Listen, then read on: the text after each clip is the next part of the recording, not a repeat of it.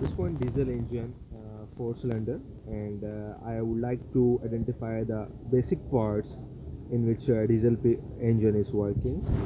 And first of all, I would like to discuss about the intake pressure sensor, which if you have seen, it is written turbo pressure. It is the pressure sensor actually, and it has already three pins or three terminals. And further, it is the throttle body that which is also TP sensor also here, which measure the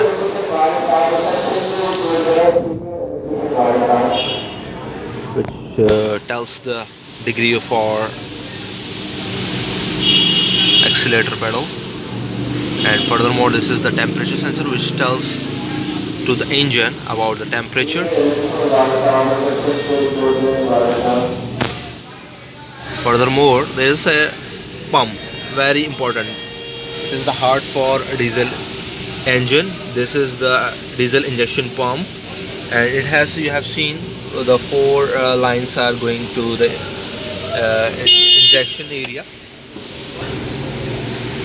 And